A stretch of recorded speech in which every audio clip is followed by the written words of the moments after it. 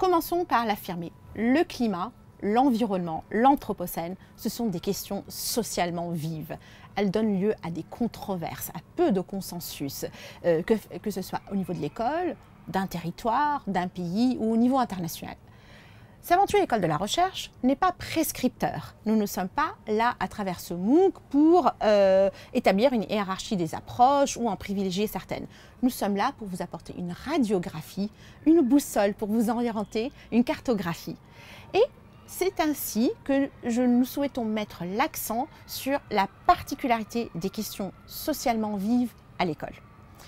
Je rappelle qu'il y a eu des souhaits depuis des années d'augmenter la part accordée aux questions climatiques à l'école.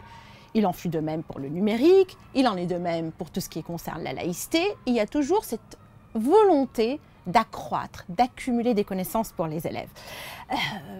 Il y a aussi des approches transdisciplinaires. On dit, mais oui, mais toutes ces questions, elles demandent des compétences qui ne sont pas disciplinaires. Par exemple, une bonne recherche de l'information en ligne, savoir identifier ses ressources. Vous voyez, c'est complexe. Et alors, pour nous faciliter la tâche, de nombreux chercheurs et praticiens se sont penchés quand même sur la didactique des questions socialement vives. Comment je traite en classe, moi, enseignant, des questions qui peuvent créer des conflits de loyauté chez les élèves, ou bien des conflits même au sein de la classe. De nombreux chercheurs ont attiré l'attention sur la difficulté de traiter ces questions en classe.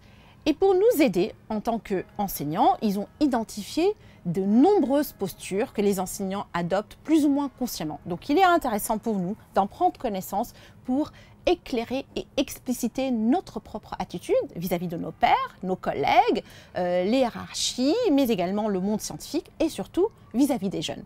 Je vais rapidement citer les travaux de Kelly par rapport aux questions socialement vives en classe, qu'il s'agisse de climat ou d'autres questions d'ailleurs. Il y a la posture de l'enseignant qu'on appelle celle de la neutralité exclusive. On ne fait pas de débat, la découverte scientifique se suffit à elle-même. Une deuxième attitude qui s'appelle la partialité exclusive.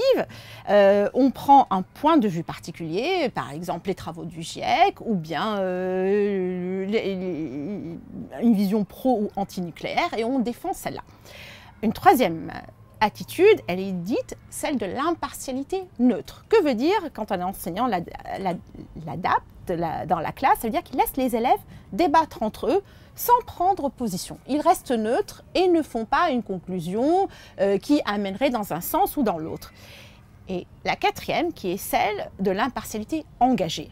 Les élèves donnent leur point de vue, favorisent l'analyse parmi les élèves et ils mettent en concurrence, en compétition, les controverses pour faire déplacer les convictions des élèves, leur point de vue et apporter des connaissances nouvelles. Un autre exemple de catégorisation est celui de Lucie Sauvé, que nous venons d'évoquer précédemment et qui est vraiment la chercheuse spécialité des questions environnementales en éducation. Elle a fait une nomenclature en 7 postures. Je ne vais pas entièrement les détailler, mais cette posture, on fait vraiment l'ensemble d'un travail de consensus lors d'un colloque en 2012.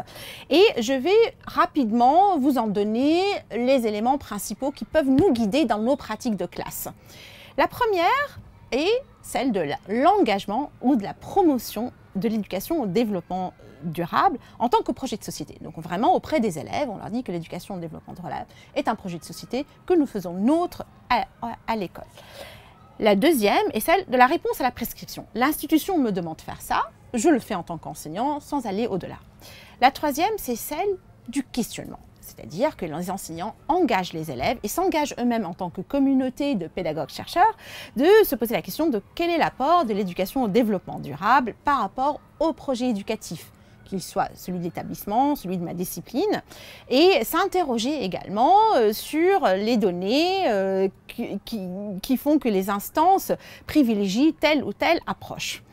Une quatrième posture, une quatrième stratégie des enseignants, c'est celle de faire avec et faire ce qu'on veut. On évite les conflits, on bénéficie des associations, des subventions, des projets, mais sans avoir une posture d'engagement individuel. Une cinquième, et elle est très différente, c'est celle de la résistance. Les enseignants déconstruisent le concept de développement durable parce qu'ils estiment qu'il est économiquement, sociologiquement, politiquement situé et en font d'autres propositions en classe. Et une sixième posture, c'est celle de ne pas aller au conflit par la déconstruction et d'adopter davantage des évitements, chercher d'autres cadres de référence qui soient moins contestables, par exemple les travaux du GIEC ou la main à la pâte, etc. Et la septième, et on n'a pas de données sur son taux d'adoption dans la communauté éducative, c'est celle de l'indifférence. On aplanit, on n'en parle pas en classe, on se contente du minimum, on n'est pas affectivement investi, ni en colère, ni rien du tout. Quoi qu'il en soit, quelle que soit la posture de l'enseignant, quel que soit le choix, l'accent mis sur telle ou telle littératie, telle ou telle alphabétisation, il y a un consensus dans l'ensemble de la littérature scientifique. Les élèves doivent être engagés pour faire leur ces savoirs, qu'ils soient des savoirs cognitifs, des savoirs d'engagement. Et il y a une véritable, comment dirais-je, incitation à faire à ce que les élèves s'engagent dans des projets de proximité, des projets signifiants pour eux, où ils mobilisent tout ce que nous leur transmettons pour pouvoir vraiment prendre la mesure de ces notions.